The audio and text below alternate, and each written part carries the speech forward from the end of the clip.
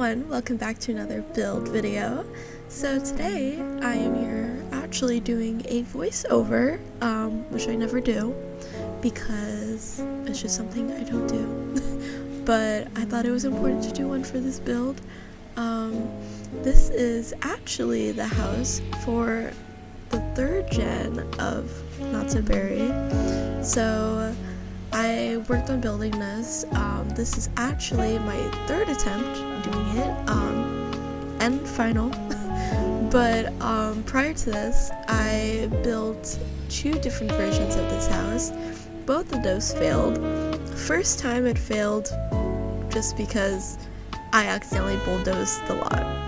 Then the second time it failed because my recording stopped and my game crashed and reverted all my progress basically back to just a shell. And at that point I was like, I don't have the energy to do this.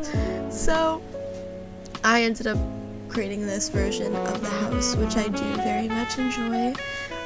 This house was a challenge for me because I'm not used to building in this build style, but because I really wanted our 3rd gen sim for Not So Berry to live in Oasis Springs, I thought it was important to kind of mimic the build style of the surrounding houses, which are in this kind of Mediterranean style, correct me if I'm wrong.